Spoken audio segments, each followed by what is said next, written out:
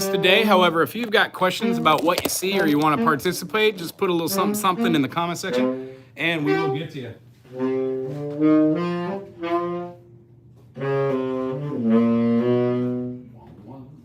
All right, and I guess to just start our kind of concept. Hey, how's it? Sorry, am I in the wrong day? Oh, one, I love the stash. Two, this is the first Tuesday of the month. I apologize. So. Does Nico want to come in and play drums while he's here?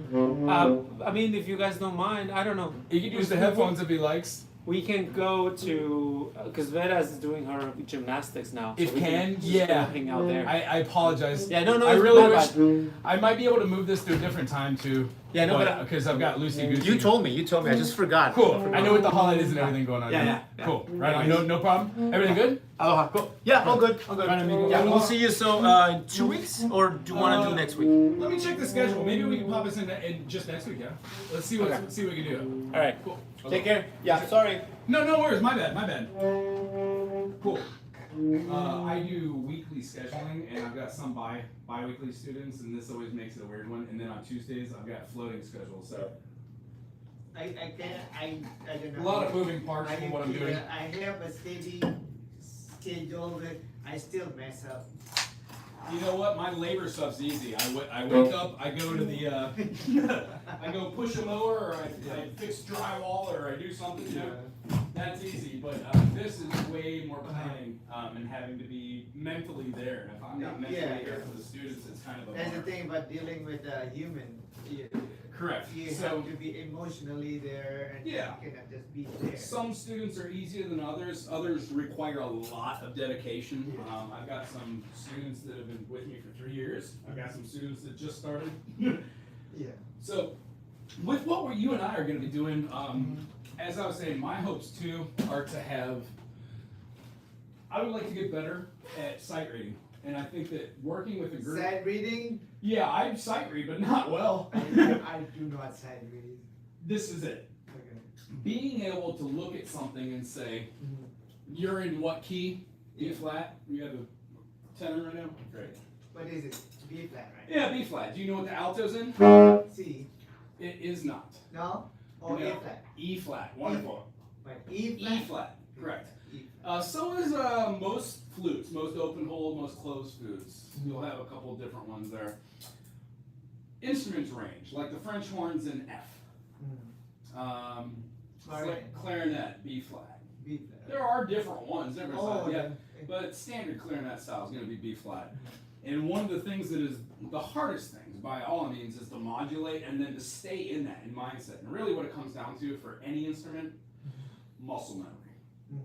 So, whatever instrument you play the best, and whatever song you play the best, it's because you played it. You didn't just pick it up and go, or just whatever. It's because you put time into it. Yes. So, our time spent doing these kind of does three things that I'd like to work on in these workshops that we're going to give to other people. So, when it's more than just you and I, there's another person we can split off like we have before, and then work on individual things. Concert C is the one thing that almost all music is written in. It's written for the accompaniment. It's written for sight reading on the fly. Transposition for these happens if people are like, we have a song that somebody's going to be singing. The whole band's doing Amazing Grace and our singer is not capable of hitting the high note. So we're going to drop it down. That's what I would use the circle fifths for and move through and go, cool. If you can't do, oh, say, that high note, oh, say, is that note easier to hit? Same thing works with our instruments. Sometimes I just can't go lower than my C. Like my B is, it's ridiculous. So I don't worry about playing those myself on alto. I try to primarily stay with 5 or 6 keys. Get comfortable. I'm getting comfortable now in F sharp. It's a horrible key for me. But I'm working on it. The whole idea is knowing our circle of fifths. So that's one. How do you use the circle? And I'd like to do a little recap here just so you and I are comfortable. Is that okay? Yeah. Cool. It's just music on there. That's good. I seen that a lot. I still could not figure out. Cool. It's a tool, like 144 times 144 divided by 12. 140 by 12. 12. Because I know 12 times 12 is 144, but I have no clue what 12 times 13 is. Okay. I can do it. I'll be like, oh, 140, then this one is 150. Okay, but I have a calculator. There's no point for me to know what 1,222,000 divided by 6 is. There's a calculator. Yeah, That's what the that's- circle fifth yeah. for. If you write it over and over again, you just kind of start seeing it in your brain. You start seeing it in your head, and those are the sort of things that you kind of are able to. I don't know, what's the word? You make heads and tails of it in real time. That's what sight reading is on a level. Does that make sense? The reason why you sight read and you know what your ha ha ha ha, that, do you know what that's called? No. It's called an arpeggio. Oh yeah. Okay. Okay, cool. Now here's the thing. You don't need to know any of these words, but if we're working on a groove or a tune and we're like, hey, let's do something in the key of G. And everybody's like, great. And then when we start playing, everybody's like, this sounds horrible. Well, what instrument are you in? What key are you in? Are we all playing in concert pitch? If we don't know how to modulate or transpose. So is that why you need to tune Correct. And you get your intonation from the cork and the mouth, right? Yeah. And you can only go so far in on the cork and you can only go so far back. Some instruments have a little intonation issue and you need to take it to somebody who can fine tune it and tweak it. I'm not quite sure how it does, but I'm pretty sure it has something to do with the amount of air that goes into the bell and then how it's set. I don't think it's because a bell is dented, or I think it's because a pad's not covering something completely and there's a little bit too much air, or there might be, something finite that needs to be adjusted. It's a very interesting trade to watch people do that. In fact, that's what I watch on YouTube and love. That and like woodworking. Hey Nick, how you doing? If you have any questions, throw them on out there. We'll be happy to answer if we can. I just jumped on back to Jeff, your brand new sax. Oh, wonderful there. Let's see here. So, sight reading, circle fifths, and then how to harmonize. And that, That's awesome. yeah, and harmonization is really what we do with 3-part and then 4-part. 4-part being 3 of us hold down the triad bass, and if we have 4-part, we could have somebody playing the 7th. Did everything I just say make sense? Yeah. Yes. The circle fifth. We don't cover that yet. Yeah. Cool. Let's kind of start with that then. We can move over here. Yeah. And rather than me putting it on us, because we are just so pretty, we're gonna put it on. Put it so pretty. That him pretty. Right. Yeah. You're a beautiful guy. You like Zappa? You ever get down with some Frank Zappa? No. Have you ever heard any Zappa? I've heard. But Okay. Once we're a little bit more into it, I would love to try some Zappa. There's some stuff that he does he takes his music, which can be played ska, reggae, country, bluegrass, anything, fusion. He took that and did a whole album called Yellow Shark towards the end of his life. And Yellow Shark, and he arranged it for orchestration. It's wonderful, it's gorgeous. So songs that you've heard on different albums, like Dog Breath Variations, or just anything. It's different for orchestration. And it's just so wonderful because you can hear what Frank Zappa's mind was doing, and you really get a sense of what he felt musically. And it's different than the LPs that have the mothers, Howard Kaplan, like. I know he was a very kind of philosophical. A what? Philosophical. Yeah, very much. That's what I read about. He was very well spoken because he understood many facets. Maybe wasn't an aficionado on anything, but understood what our social dynamic is in America, especially America, what it is in the world, how people deal with each other. And the music he wrote and talked about was considered sarcasm or guttural because it talked about things nobody wanted to talk about. I don't want to divulge into it, but there is a song called Brown Shoes Don't Make It. And it's about how politics is corrupt and they're all pedophiles. And what we're viewing in the world right now is exactly brown shoes don't make it. We're going to war with Venezuela to cover up a child molestation ring. Oh, Happy January 6th, everybody. Insurrection Oh Day. my God. It's ridiculous. So, like, it just breaks my brain. And I gotta say, it's the more deep breaths we take and the more we kind of just get away from the whole aspect of it, it is much That's why easier. we need to play music. That's what I feel, and my whole goal here is I don't really know what I want to do when I grow up. I'm pretty sure this is it. But I do want to write music which helps somebody, because when I heard Zappa talk about, brown shoes don't make it, it resonated. It became part of my character, who I am. I understand the world well enough. That's what I think music does. It helps me connect with you I and think, in my everyone. opinion, you're there. I'll take your shoes anytime. Shoots! I'm with it. Cool, let's hear this circle fifth. So, what key has no sharps and no flats? See? Yeah, that is correct. So when we say C, we're talking about C, D, E, F, G, A, and B. There is no H, right? Yes. In a major scale, we see things as a monotonal movement. It actually is a polytonal movement when we're talking about multiple notes. Okay. Cool. So the whole point of this is when we're reading music, we need to have a center point. Do we know what this is called? That is staff. It is. It's a staff. If Staff. you're over in Britain, it's called a stave. I love the way that sounds. Stave. Staff. Some other places call it Steve, I think. Steve. Hey, Steve. Boom. When we do this, we have just turned that staff into a concept. This is a duration. This is called a measure.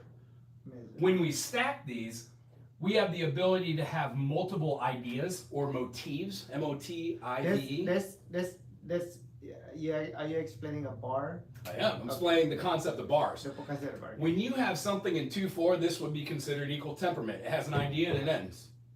Well, when you have something in 4/4, you kind of want to have 4 measures. You don't have to, but it generally means like you have ha da da da da da ha da da da da da ha da da da da da da da da. It feels good because that's kind of the way we think and we talk. Motifs that are like da da da da da da da da da da da. Da da da da da da da da da da da. Motif 1. Da da da da da da da da da da. Motif 2. Da da da da da da da da da da da. Very similar. One goes up, one goes down. Does that make sense? So every song and everything we do has that.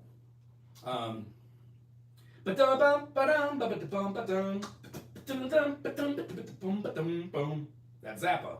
I am the slime from the video.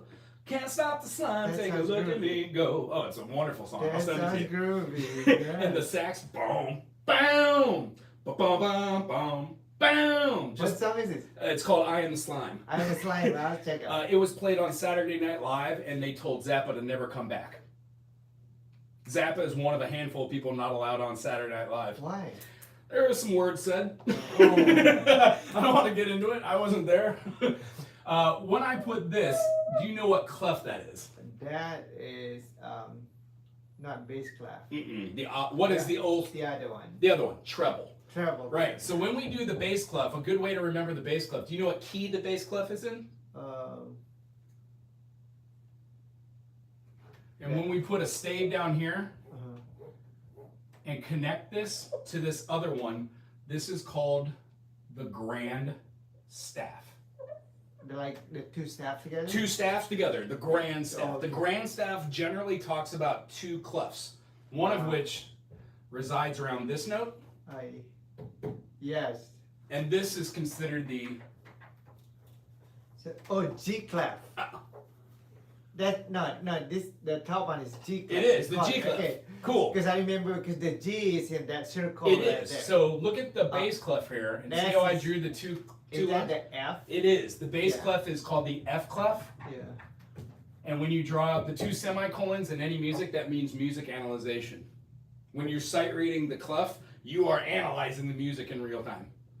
The clef itself, the treble clef, actually looks like this. Yes.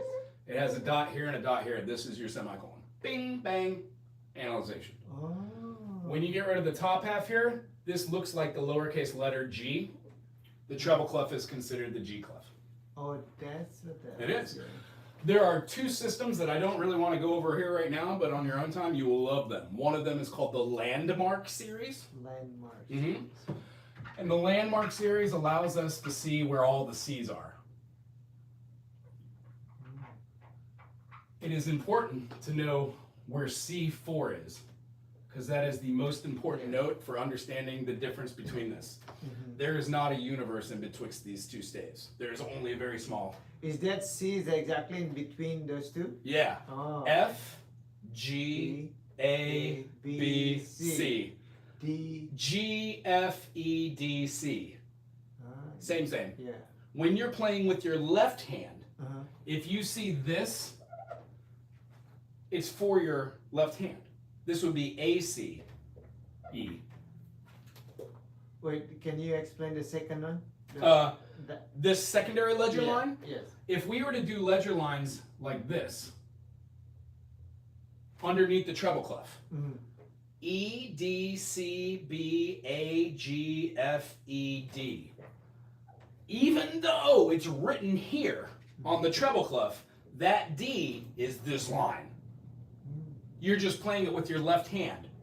Because some composers Wait. will write something You say left hand, but you say right. You're doing bass hand. Oh. So all this is kind of counter temperament for this. So if we're doing something over here, and I've got this like So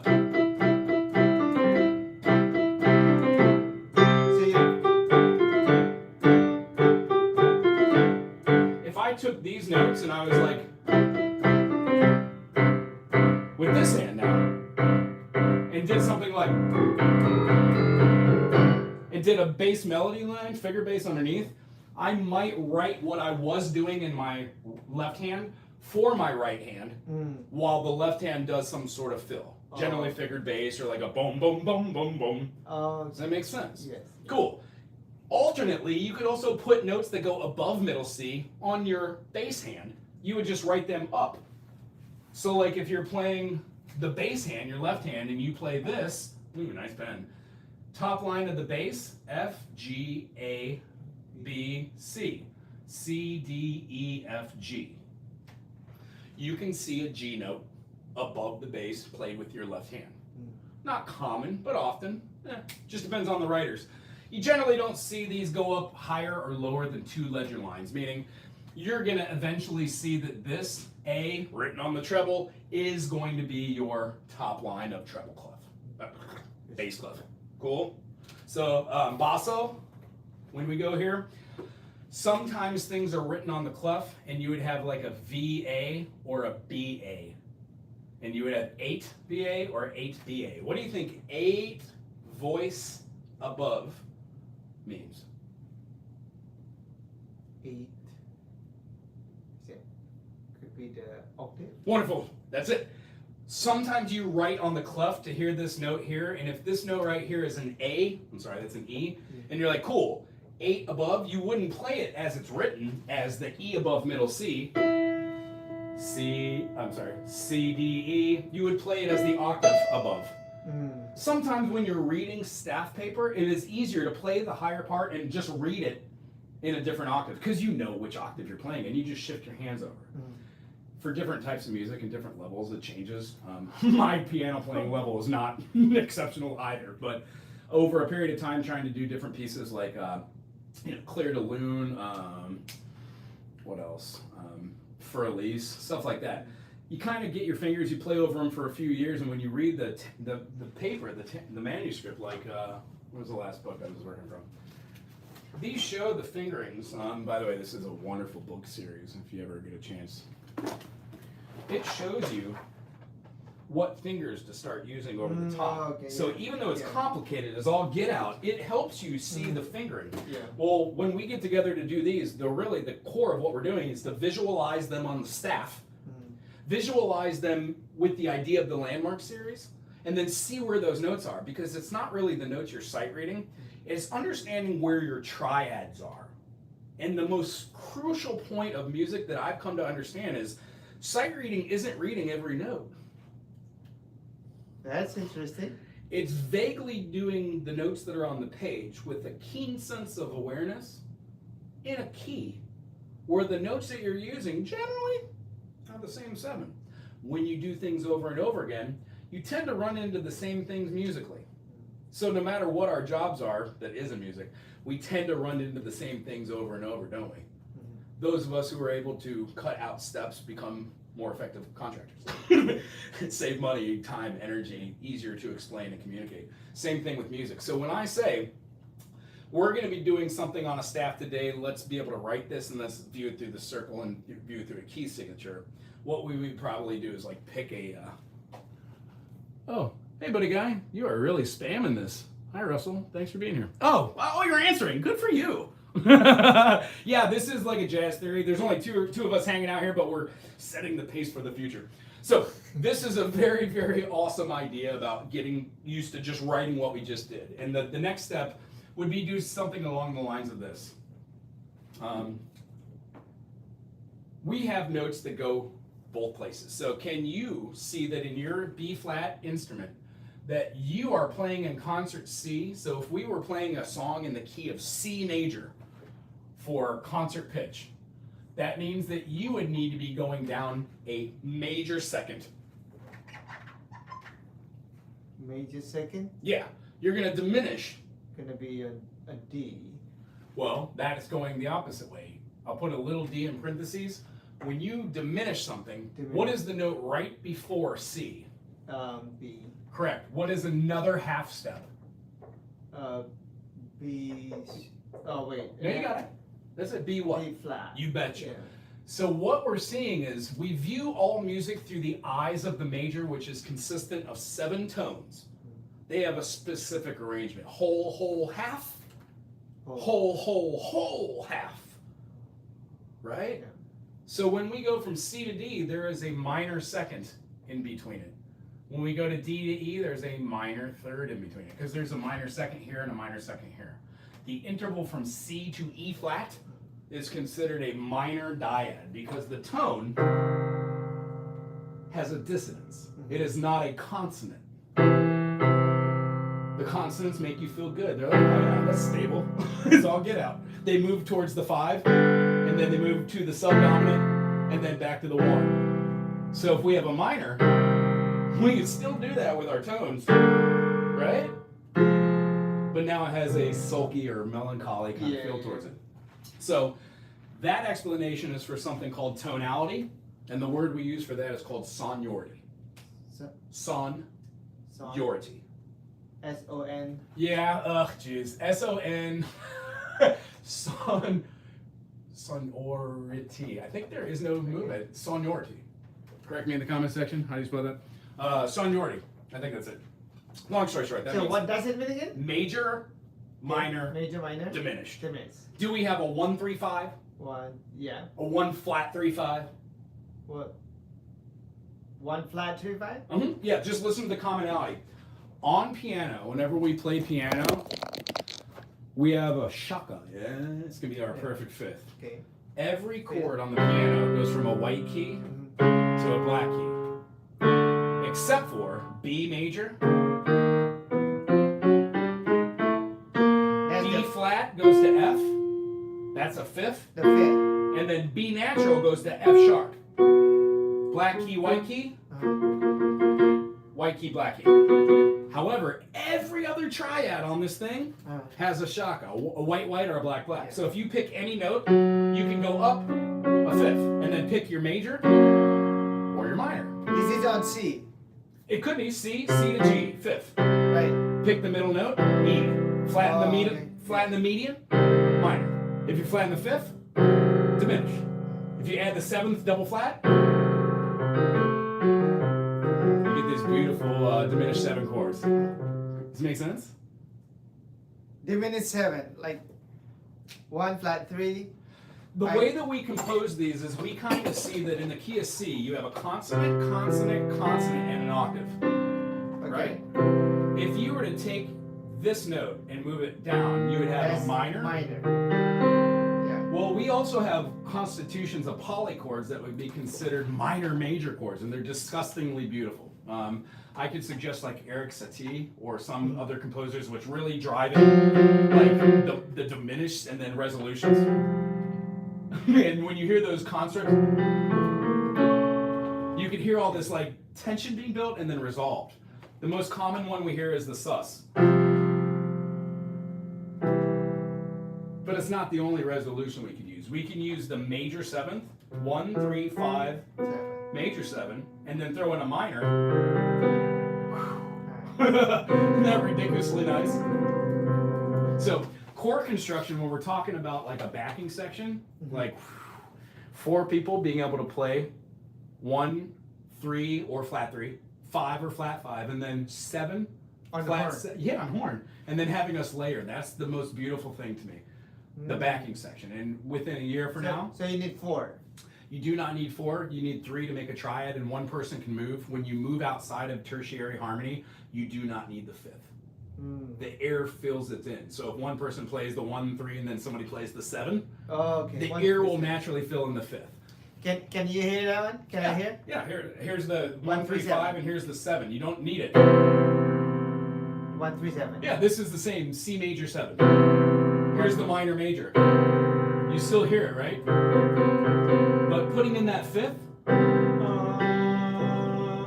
It centers all those notes because the 5 is the dominant. All the notes in the chord So want to go to the 5. Is the fifth always dominant? It's the dominant. That's why it's called dominant It is. fifth? Oh. Yeah. So when you have the 5 chord and you turn it into a dominant, a secondary dominant, you're taking any 5 chord from any key and making it a triad that has a minor 7th on it.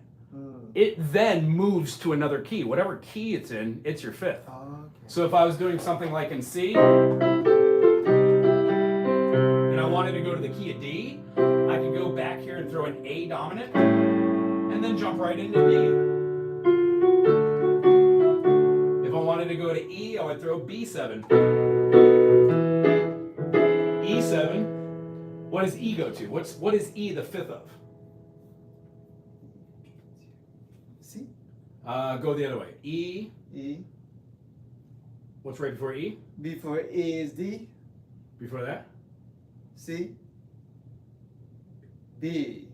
And then, right? E, F, G, A, B.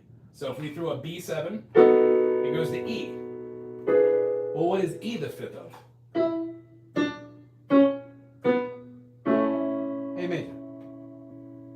So if we throw an E dominant in there,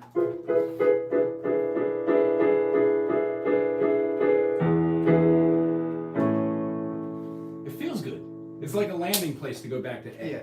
So what we don't notice is there are secondary dominants all over the place. Sometimes you put like a D7, A7, G7, then you go to C. Da, da, da, da. Does that make sense? It's a little all over the place. It sounds good. Oh, what they are is they're called modulations. There are several of them. The most common are called secondary dominants or tritone substitutions. One resolves from below, like doing a B diminished. B diminished is the triad that goes over the G, which makes it a blending tone. The reason why G7 sounds like it's supposed to go to the key of C is because the notes that are in there are G, B, D, F. Well, B, D, F, that's your B diminished. It's going to go to C. It's a half-step resolution by tone. If you were to play C sharp dominant, what is it?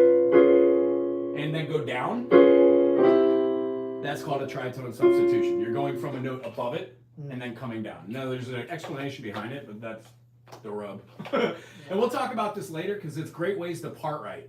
When we're talking about part writing, there's a way of part writing where if you're writing for 3-part or writing for a 4-part, it kind of changes.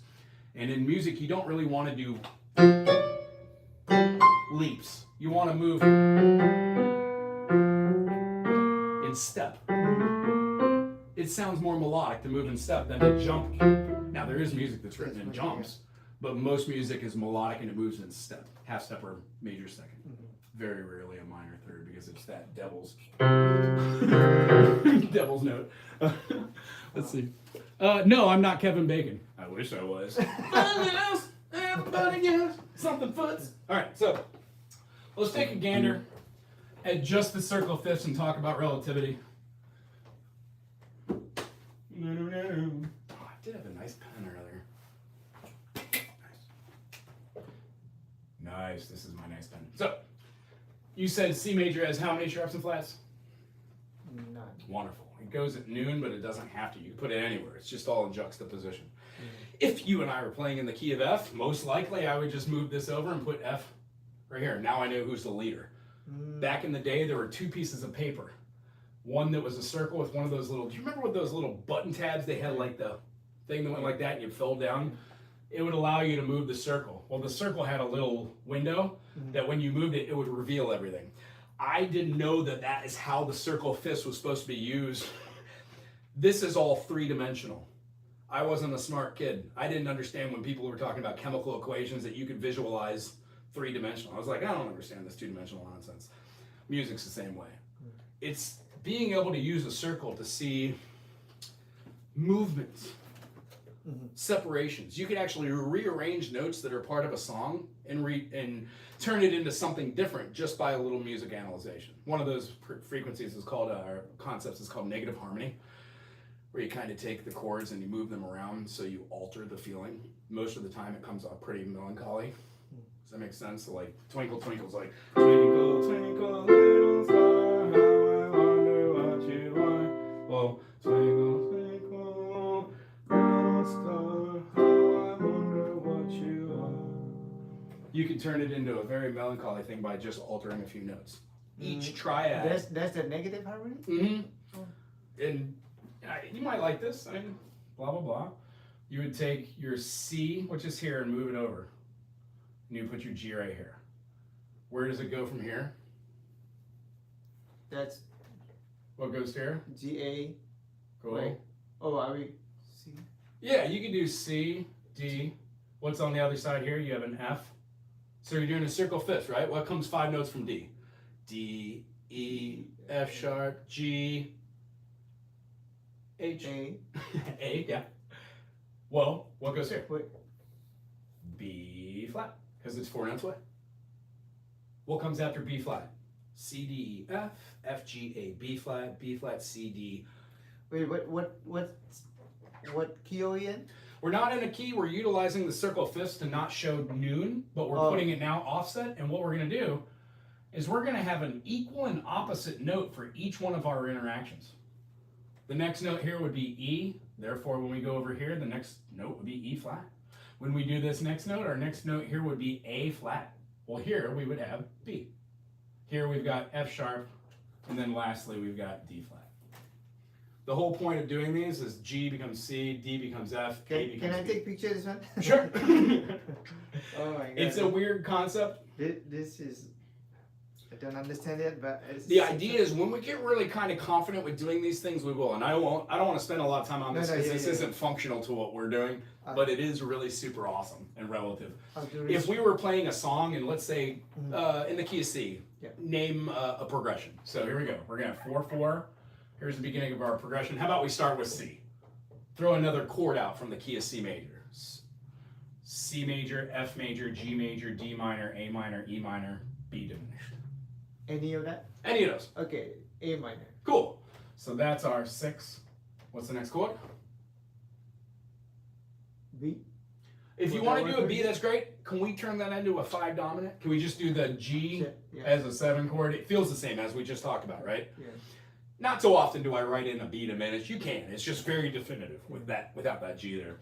And then using the major or minor harmonic progression series, it would make sense to go back to the 1 or go to the 6 since we already used the 6. We can end it on a 4 chord, which would make it a subdominant, but the resolution will leave the listener without hearing it. What we would hear with the 4 chord would be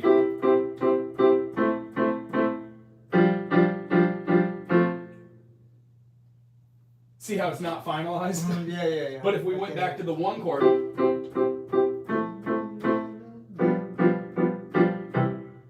very much finalized. Yeah. Cool. So when we do this, this allows us to hear a different feeling. How do you spell C major? How do I spell C major? Yeah, what's the 1, 3, 5? Oh, yeah, can C, D, E, F, G. C, Cool. G. C now turns into a G. E now turns into an E flat. G now turns into a C. What chord is a G, E flat, C? And can you use your brain? Do you see it? G, minor G? G minor? Well, think about this. If you said G, A, B, that's not a third. So that can't go that way. How about we do it from the E flat? E flat, F, G. No, that doesn't work. All right, how about C? C, D, E flat, F, G. That's a chord. That's a triad. What is that? C major was C, E, G. C minor. You betcha. In negative harmony, C major turns into a C minor. C major turn to C minor. Yeah, it's not, they don't always work that. F major doesn't turn into F minor. Hmm. Turns into G minor. It's very close, but watch this. Our next chord is A, C, E. What does an A turn into? B flat. You betcha. What does a C turn into? This G. Mm-hmm. And then what does an E turn into? E flat. Excellent. Let's write these out. B, C, D. Doesn't work. G, A, B. Oh, G, A, B, C, D. That doesn't work, does it? could any of these be enharmonic equivalences? Oh my God, this is like. It is. It's kind of like brain surgery. But here's the idea. Once you do this 1 or 2, 3, 5, 200 times, you never think twice about the concept of going, oh, C major is C minor, negative harmony. You just know that. You feel that. So when I'm bored with my chord progressions, sometimes I'll be doing like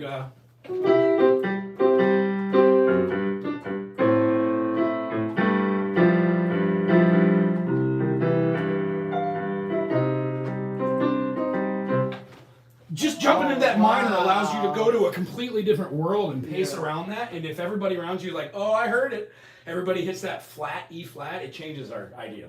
That is so cool, but I don't understand. That sounds good. So E flat, F, G, A, B. Do you see how I just spelled out E? I took the letters that were here and put them in order of do they go in order?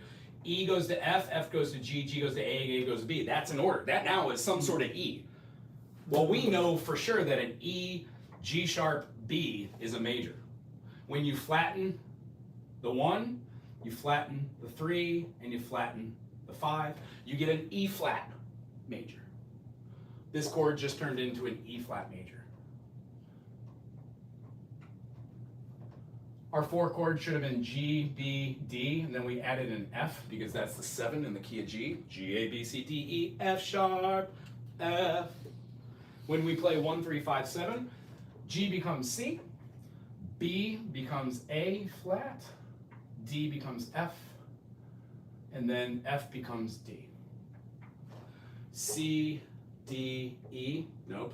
A, B, C, D, E, F. Ooh, there it is. A, B, C, D, E, F, G. If you need to write them out, great. Get rid of the B, get rid of the D, get rid of the F. Now, doesn't work. That's not our chord. Does that make sense? How we're doing these? A, B, C, D. C and D are next to each other. It doesn't work. F, G, A. F, G, A, B, C, D. Oh. Well, these kind of look like they're close together. Let's not worry about our 7th. Let's just worry about C, A flat, and F. What chord has F, A, and C in it?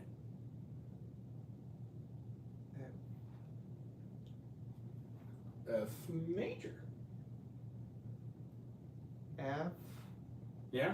G, F, G, A, A, okay. B, B, C. C, B yeah. flat, C. So here's our F major, but we have an A flat. So this F, A flat, C is a F minor. Cool. What is the 6th in the key of F minor? We just turned our G7 into an F minor 6. Oh, God! You see what just happened there? Do you see why it's a minor 6? Yeah. F minor is the F, A flat, C. It just happens to be the D that's in the key. And then our last note is the same as the first. We just turned a chord progression that was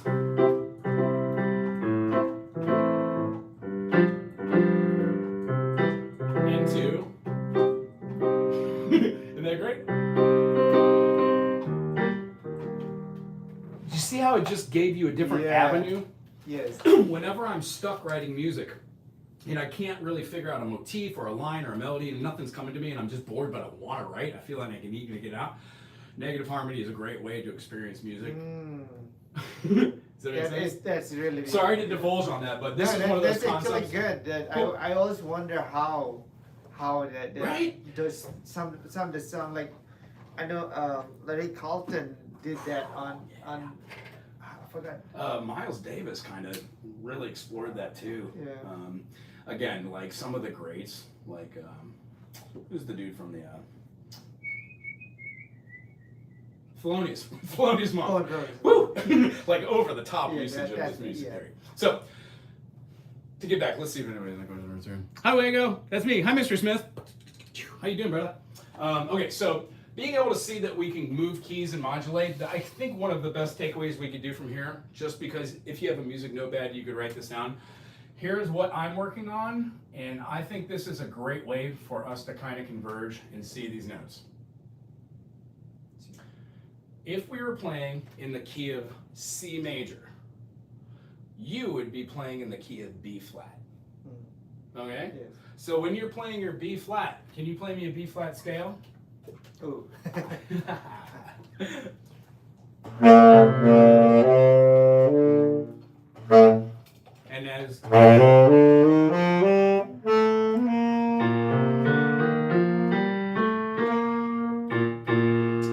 when we're playing B flat, because that's B flat resonant, we would be playing in C major concert. Does that make Yeah. sense? The guitar and the piano. Right. So what guitar piano would, and like as an alto, I would be playing in a different key. If we're in the key of C, I just use my circle fifths and go, oh, what's my relative minor? C major's relative minor is A minor. I just turn that now into an A major. I'm in the key of A.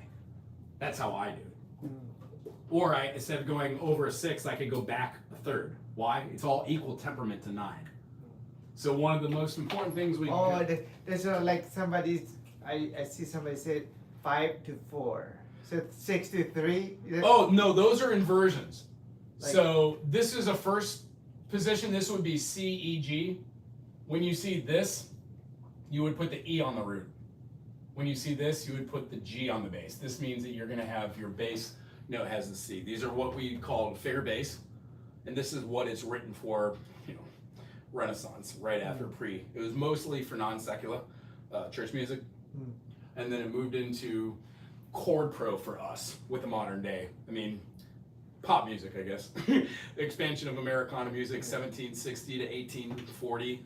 Also 1920s with vaudeville, that kind of like, stealing of the black culture, putting it through America's eyes. Wonderful.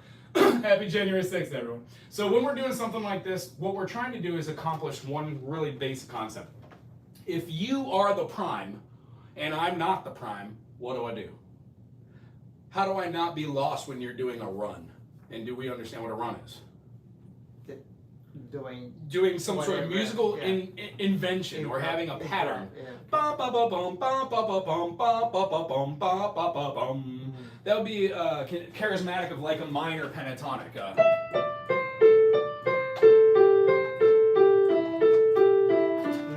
that make sense? Yeah. So when we look at these things, there are like kind of like check boxes.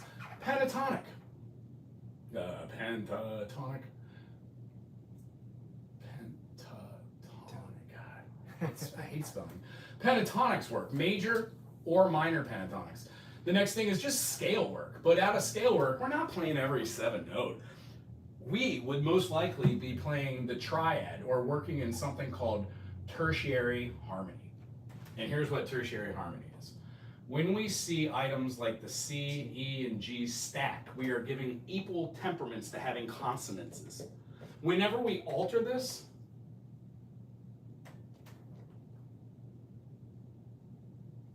we don't write and stack these. Your eye will start seeing notes like this. The only 2 notes in all of music that touch each other are the minor second and the major second. This is one of them. C, D, E, F, G. What kind of interval is C to E? Ha ha ha. Nice. With interval. Mm-hmm. Oh, And we have our tonic, major second, and then major third, right? So this is what we consider a major third. It's stable, very much so.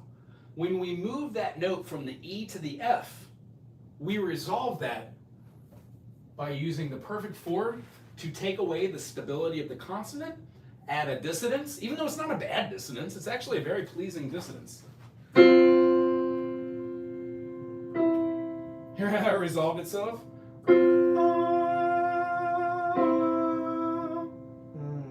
So this is one of the functions of harmony. It is the most primary and most basic, but what we try to do when we're playing together is you kind of don't want to have 2 people doing 2 notes that move together in parallel motion.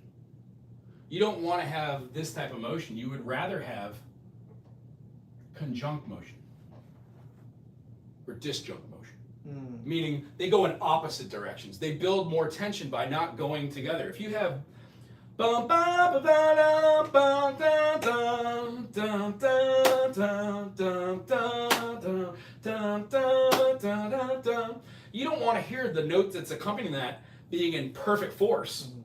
Unless you do. Unless you wrote the song to actually have that, which is why I really enjoy Grant Green. Have you didn't turn down to Grant Green yet? No. I'll send you some songs Okay. tonight. It's jazz over the top and wonderful. But yeah, they'll pick a central theme for a song. Like, let's work in fourth on this song. So everybody that's in the key will be playing perfect fourths from each other. And it will have a certain feeling, and then when they go into the jam, they'll get rid of that, and they'll come back to it at the end. It really pulls together the brain. Mm-hmm. So what we do is we discuss what notes we can play together and what notes we don't, but the first thing that we would probably want to work on is being able to visualize our 1, 3, 5, and 7. So simply said, you'll be going over seeing things not stacked in tertiary harmony, but you'll see things being able to move in movable harmonies. In the key of C, we would have B flat as our minor 7th. No sharps and flats in the key of C, right? Mm-hmm. Cool. You're gonna just separate this. This is what we call an anacruxis or a pickup measure. It just doesn't have 4 beats. I didn't write the time signature in, but if we never see the time signature, we're in common time 4/4. Okay. Yeah, for sure. Common time is also represented. If you don't see a 4/4, it can be represented by C. Mm. So if you see C there, it doesn't mean the key is C. It means that's the 4/4. And then if you see this, 2/2. What is it? 2/2. We just cut Oh. 4/4 in half. Oh, There were wow. 4 notes, and the quarter note got the beat. Now there are 2 notes, and the half note gets the beat. Sometimes you'll see music written dually like this. So, can you play a 1, 3, 5 and a flat 7? 1, 3, 5. You betcha.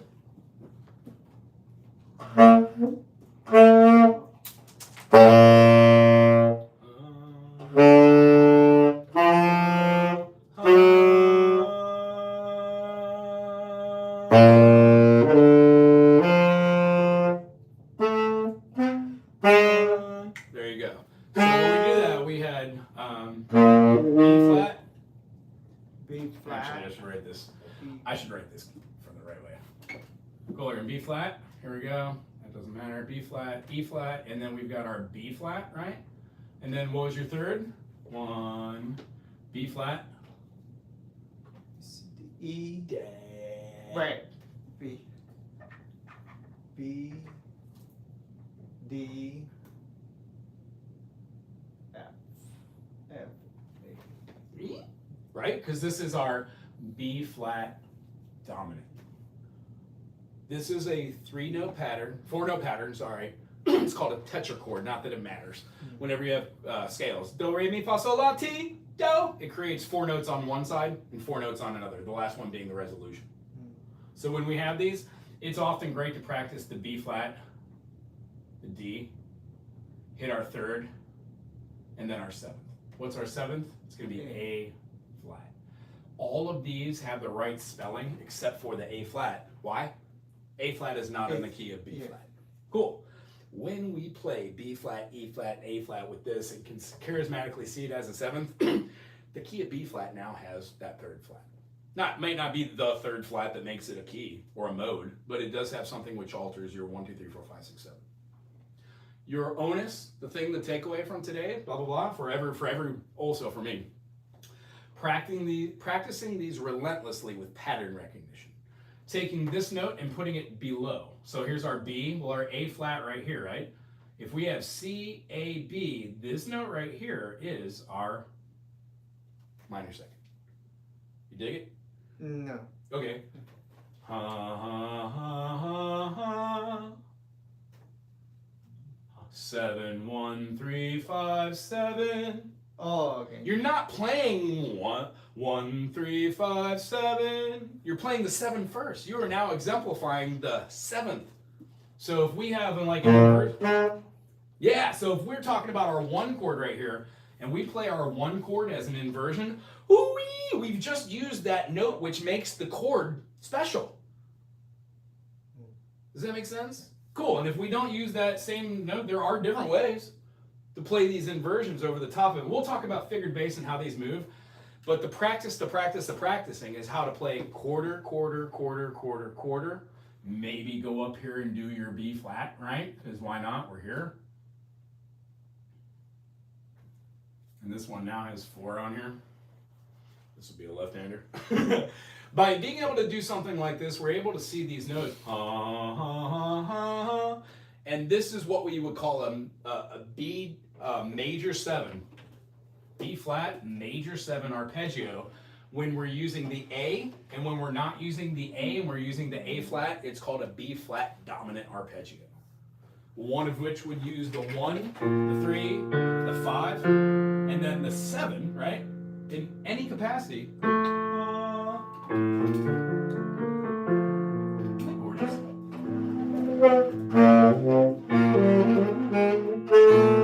So hit the B flat. Hit our D.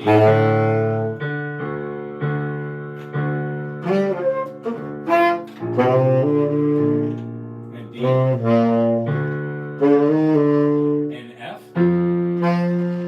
A natural. There you go. First in there. What was that? For me, that would be a what? A B. There you go. Cool. That makes sense. So if we have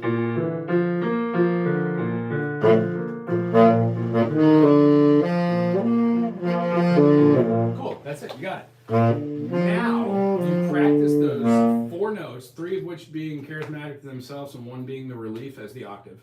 And you do it legato. Nice and flowing. Cool,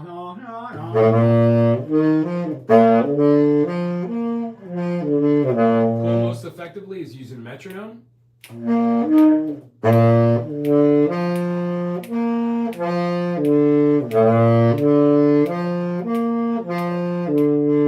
I do them in 4s. Now go to the 3rd.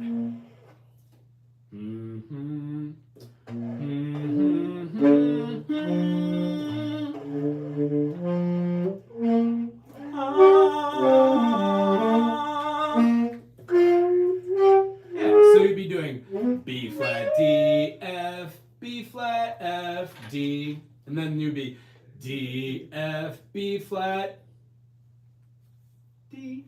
See how it's just the same notes? You're just moving them around.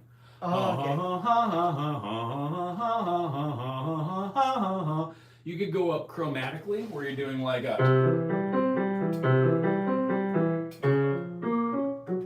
My brain's not working. You get a good feel for the chromatic feeling, and that really turns into jazz, boy. That really helps you learn all the finger mechanisms. And then once you got the notes for every 7, do, re, mi, fa, sol, la, ti, do, then you do them as minor 7s. Do, re, mi, fa, sol, la, ta, do, to hear what that minor 7 feels like. Let's hear on the piano. Cool. If in the key we were doing.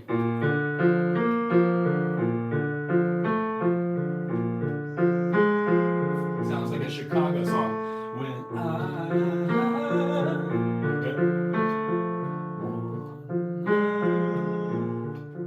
Major 7, arpeggio.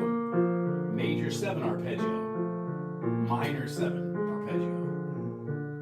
That could be a whole song by itself, you know? Chicago did it. Simpsons did it. So the next thing is, how do you take like that major 7 arpeggio and go like.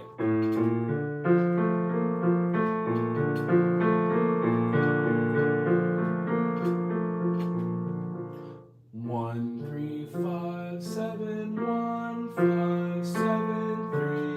Da, da, da, da, da, da, da. By playing around with the intervals and where the notes are, you create melodies. My favorite thing is to do palindromes.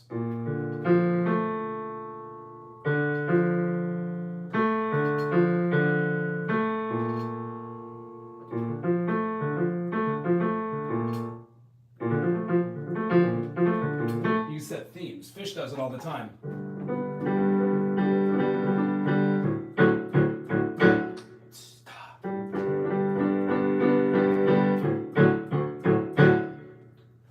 And then Paige would be like,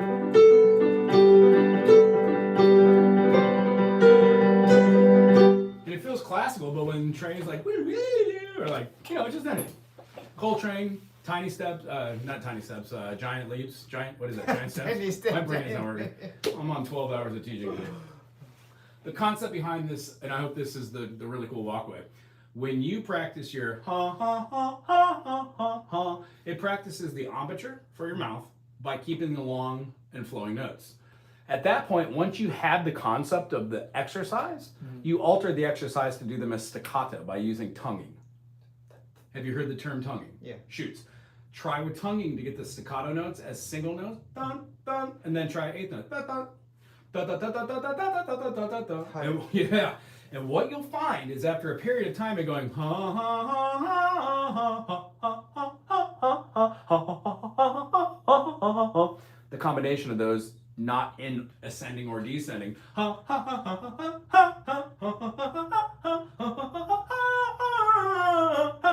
turns into improvisation. I see. Understanding the that, yes. longevity and the duration of a note, a whole note, a half note, a quarter note, an eighth note, a 16th note, these subdivisions turn into a lot of fun. The best part about what I think we're gearing towards in the next year or two, this is a long-term thing too, hopefully. Hopefully in 4 years I'll know how to play the instrument much better than I do now. And then to inspire other people to pick up woodwinds and brass and to join. And then maybe be able to do this and have somebody go, hey, we're playing this show. So what we looking for? Like more saxophone, clarinet? I think right now, if we could get the other two, like Mike is well above us, way above us. We can learn so much from Mike. Yes. If Calvin could find time to pop out once a month and do this great, maybe we should ask the other players that are already interested what the best day is. Maybe Tuesday isn't the best day. Wednesday I cannot. I have my class. Okay. But any other day is good. Yeah, and like honestly, like if I would really like us just to like kind of be like, all right, Tuesdays for 2 hours. 2 hours is ample time for everybody to have 5 minutes hanging out while I'm wrapping up lessons or jump in the room. We do a quick warm up, we talk about something, and then we pick a pattern. So let's say we wrote a progression on the board. We would then modulate it, or I'm sorry, transpose that to the key of our instrument. So if we have somebody sitting in and they're a trumpet playing B flat, great. If they're in C, great, the cornet. I have my neighbors. I'm trying to get him. You said, cool. Yeah, his wife trying to push him to like Good. Yeah, and then my wife wants. She plays clarinet. Oh yeah. He read music. Very much welcome. Also, Yeah. you know, and I would love to learn from that. I just started clarinet in the last 6 months. I'm horrible. But as I'm playing the YouTube videos, I'm like, do do do do do do do, and I'm like, how do you get that note? So I'm looking like how to play these. I've done notes on YouTube, and a lot of people correct me. They're like, don't puff your lips out. Get that amateur. And how do you do that? Well, I looked up how to do that. You have to do like mouth cankles. Over and over. So the idea is taking a pen or a reed or something. I did not know. Yeah. So strengthening that muscle, and basically it's just keeping the mouthpiece with you all day. Trying different things. What we talked about today is the foundation. If we do it all on our own and we all spend about, in 6 months, in 1 month, in 2 weeks, in 1 day. If you spend 5 minutes a day, great. If every 2 weeks you play for 2 or 3 hours, great. If every month you sit down and you play like 4 or 5 hours here and there collectively, if we all can play 20 hours in a month doing things like this, it dramatically changes our own interaction with our own understanding of our instrument, our muscle memory, embouchure, a little bit of sight reading, a little bit of writing in a music notebook, and then communicating the way we did this today. Being able to express to somebody, hey, we're going to be playing a groove that's a 1-4-5 in the key of G. We're going to be moving up to a 5, back to the 4, 1, and then maybe a 5, putting it back to it. If that's our basic groove, when we're tight together, we don't necessarily have to stay with that G, because E minor is the relative minor of G major. So while one person, like the piano and the bass, are like boom, boom, boom, boom, boom, boom, and has this like the saxophone line could be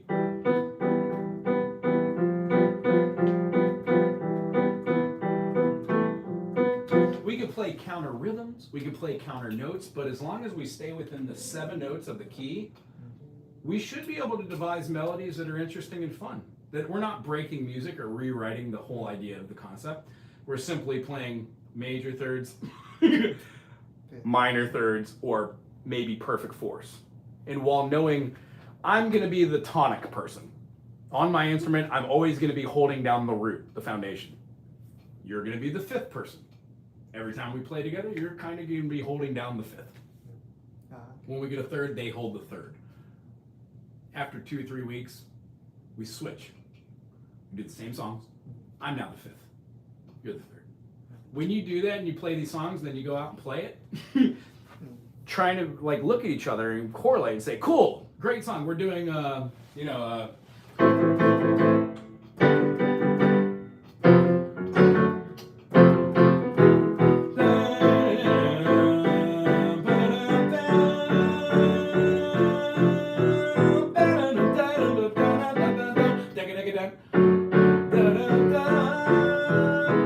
or 6 or 4.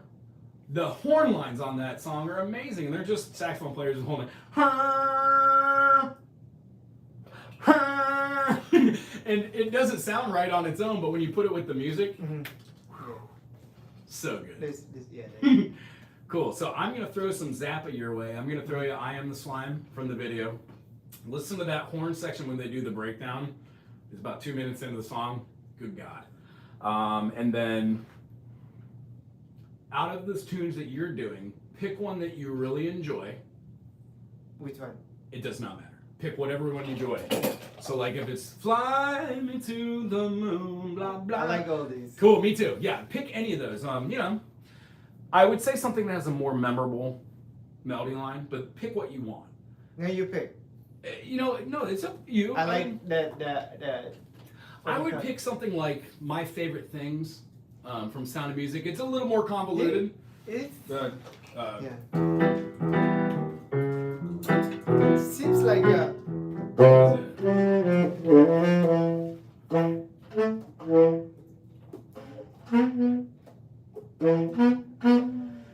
Excellent. So the idea is, if you know that we're in the key of G major and E minor for I this, can hear it. Yeah. can you modulate that? I mean, think about it. I said we're in the key of G major or E minor. Cool. Well, what key is G? And then can you go down a major second from G? Major. But which is what? Major second from G is. What's right before G? G, G, A, B, C, D, E, F sharp, G. That's a major second? So F sharp before? to G is a minor second. F natural to G. Here's a minor second. Here's a major second. So when we're in C and we go down to B, that's a minor second. Well, when you're playing a B flat instrument, you gotta modulate down. Modulate down. Yeah, or transpose, but you're moving your note, your tonic note. It's called transposition, where you're moving it for another instrument. It's called modulation when you're playing a song and everybody changes to a different key.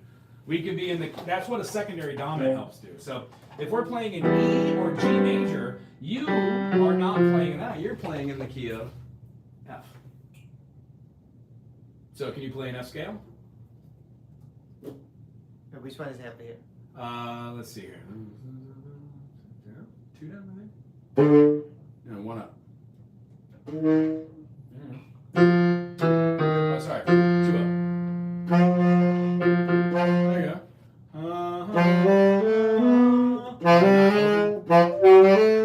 All 4, all down. All 6.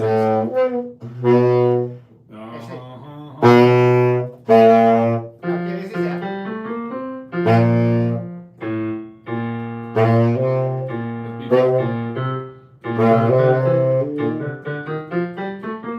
We found our way back to B flat. So long as your choice. Yeah. Pick 2 keys that you're good at doing. Focus on those for the arpeggio work. 2 keys. 2 keys. Whatever your 2 favorite that you could go ha na na na na na na na na na na na na na ha ha ha ha ha ha ha ha, or get dirty on it. Throw some rasps if you want when you're at a certain point. There you go. Tear it up. And then after you do the 1 3 5 1 1 3 5 7 1 3 5 flat 7. Experience your major 7 arpeggios and your minor 7 arpeggios. And at that point, once you have that practice routine of every day, ha ha ha ha ha ha ha ha ha, move them around. 1 7 3 5. So.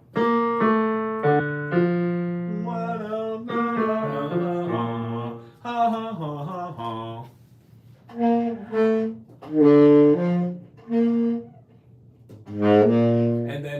a flat 7 below that. Yeah. And what happens is if you're like, oh, I wrote this melody line. And we're like, cool, the melody line is an arpeggiated format. It's a variation of your arpeggio. And then what's the cutest thing is once we're in grooves, like doing things like this, you can throw in melody lines from other songs. Beautiful dreamer, come on to me, or just whatever. I noticed that like I think just because how the progression work, you play certain song, hit something pop and just slide it there. Like, Yeah, very much so. And music's perceptive, so there really, to me, is no right or wrong. We just don't. I don't want to just hit wrong notes or be randomly trying to play. No, If our foundation is we're in the key of blah blah blah, and there's 3 of us or 4 of us trying to build a chord, that really sets the pocket for somebody like Mike just to go crazy. And there's nothing better than being a saxophone player or brass player with having a pocket backing section that just you could fly and flow over. So yeah, when Mike was here last time, wasn't that so much fun? A little bit. It just makes thing it all that he sound so much spent, like yeah, and it's not too much effort on all of us. We just need to organize our time to get together, practice on our own, and when we bring it together, try to see what our shortcomings are. Mine would probably be trying to sight read in real time. Mine is plenty. Mine is everything. Everything. Everything. You have fun. Yeah. Oh, yeah. Shoot. Sorry, I didn't even pull out the sax today. No, it's good. This is as for me as important as. So on my website, blah blah blah, or all the internet, just I'll throw you a text later on. Circle of Fifths, landmark series for sight reading. It just shows you where all the C's are. I don't think we even. Oh, we did not get We that. did. We kind of passed by it. If we did grand staff, here's our bass clef, right? These are together. You know this one. That one's C4.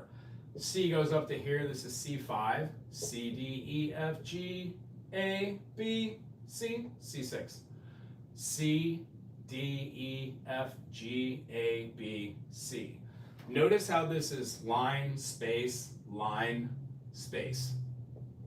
When we go up to C8, since this one's line, space, C8's going to be on a line. C, D, E, F, G, A, B, C. The top note on the piano, C8, that's the highest note you could have in a register. There are other above mezzo soprano, but they're altissimo. That's what we hear with up on these, right? Right. Altissimo notes. Yeah, we'll learn how to do that too for Mike. I'm not quite sure how to do it. I'm still working on it. I can do 2, but they're not perfected by any means. And then being able to see this going down. Well, if we go down here, F, what's right below F? E. E, D, C. This is C3. C, B, A, G, F, E, D, C. That's C2. And then when we go down, this last one's the line below. C, B, A, G, F, E, D, and then C. C1. That's the lowest note on the piano. And there are 3 notes below this. So the lowest C, B, A. This A note right here is the lowest note on all of the staff. Again, there is contrabass way below this, but that's for a different octave and a different frequency. This is the landmark series. Here's why it's important. Just let me give the shout out. When you know where all the C's are, if you see this, you exactly know that that's what type of triad. C, E, G, That makes major. sense, yeah. When you do not see this and you see these 2 notes together, your brain goes, oh, that is a perfect 4th. Correct? C to F. You know that is because G and F are touching each other. Yeah. They're major seconds. If you saw this, that would mean that that's no longer a major second, it's a minor second. Does that make sense? Cool. So what we do is we don't really look for just C. We look to C intervals. So when we're reading the C that's on the bass line, the reason why we know this is that because this is the F. We know that the bottom line is the G. And the best part is, if you know that's a G, you will automatically know where the C, E, G is. You will never need to find out where triads are because when you look at one single solitary note, your brain is geared to go, oh, it's missing a major 3rd. Oh, that's not a major 3rd, that's a perfect 4th. Oh, that's a 5th. And when you see 2 notes on lines like this, your brain will automatically go, I'm missing the middle note. That's a 5th. So that's okay. That's the shaft right there. For sure. Wow. So all this correlates to the piano as well. Yeah. Does that I make seen sense? that one like when Excellent. you play major chord. I see these guys doing Yeah. I think- Slides like that. piano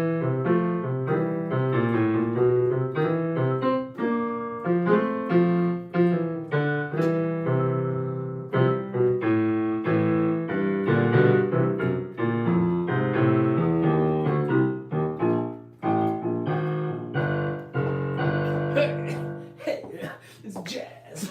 So good. Yeah, I would love for you to get into Zappa. I'm sure you'll dig on it too.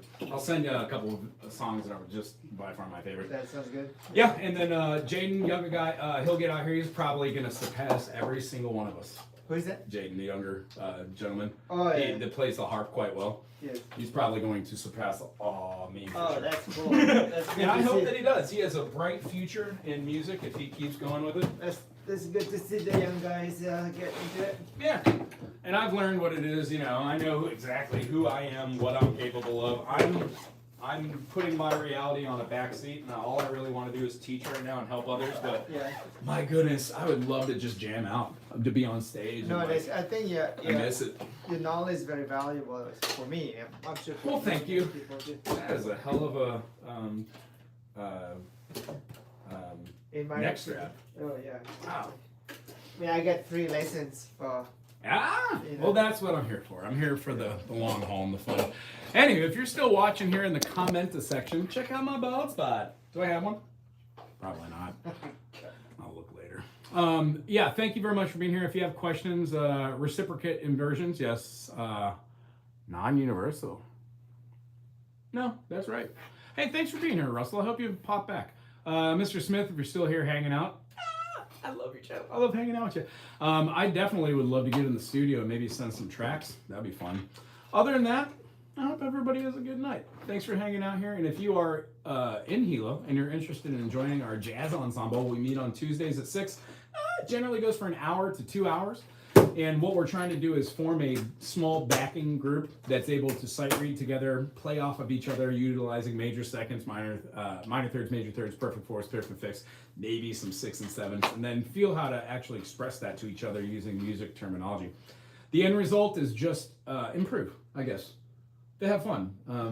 You do not need to have all this music knowledge to do it. And my personal music knowledge, my glass, even though it feels like it overfloweth, the people that I watch and respond to, their glass is huge and does overfloweth. So the reason why my little shot glass is full right now is because I understand basic concepts that I've wanted to learn my whole life. You do not need to know how to do negative harmony. It's just I've written over 4,000 songs now. I find myself stagnant. So going 4,000. That's not much. I'm just kidding. if 2 of them are worth doing, it's all worth it. It's not really the 4,000 songs, it was the process of understanding correlations between chords. Yeah. Once you get through writing songs that are all in root position, how do all those songs sound like with inversions? When you alter those chords, like can I make a song that has like a D minor to an F? And then what happens when we have a F major 7 and then influence it with a 6? What happens if we have a flat 6? Or this. What happens? And what chord is that that's derived out of that perfect fourth? And when you're like, oh, there's no A major in the key of F. When you play an A major over the top of F major, it does not sound pretty when you're extending it. What happens if you play A down here and then play F? That just changed my interpretation. What happens when you get rid of the one note? What was the one note that you don't need in there that the ear automatically hears? Was it It is. So if we have the get rid of that E there, weird. How about we move this down here, play our C? How does that feel? Sounds like some John Williams stuff. mysterious? Yeah, like Avatar nonsense. So music isn't right or wrong. It's perceptive. And some of my favorite stuff is like Zappa and Eric Satie. Just folks that rearrange notes in a way, in a fashion that breaks your brain. You're like, oh, that doesn't sound right. The heck's going on So like Steve Vai for the Love of God, there? Yeah, great. and then I can hear the Beethoven, like I hear in section of that I hear Beethoven like arpeggio. It's so It's like well orchestrated. His first album Mhm. was ridiculously well orchestrated. Sounds a lot like Zappa because that's what he was doing at the time. Helped to get. he was working with him, but Oh, absolutely. Yeah, like- Stevie Vai worked with Zappa. Yeah, for sure. I read This is what I'll end on, but Zappa at the time was one of the most prolific writers and arrangers and composers. And any musician who got a call from Zappa was hot stuff. You know what I mean? Mhm. Many of them were egotistical. Many of them were great people, best of the thing. And the people who seemed to last the longest with Frank Zappa were the people who didn't take themselves too awfully seriously. They knew who they were and what they were. They all came from different backgrounds. So like Chester Thompson played drums. He played with Genesis. Amazing drummer. Played with Phil Collins, stuff like that. Vinnie Colaiuta, drummer. Terry Bozzio, Chad Wackerman. These are all just players, but they work together perfectly with other people, like saxophone player Napoleon Murphy Brock and flute player and singer. So when George Duke on piano played with Chester and played with like Ike Willis or Ray White, different versions of Zappa's music were played by different individuals that gave it a different feel. So when he played with like Adrian Belew and Stevie Vai, it had a completely different feel than it did when he played with the two yahoos from the Mothers, Howard Kaplan and my brain's blanking. Why am I breaking? we got too many information. Yeah, see, here's the thing. None of it matters. It's all filler. Everything trying to compete to come out. It is. I've realized I probably have adult ADHD. I'm probably very much on the spectrum. So, I have enjoyed music. Me my whole too. life. Yeah, all of us on some level. Anyway, thanks for hanging out with me today and us. If you dig this, you are local, and you want to be a part of this, please stop on by. We are over at Big Island Guitar.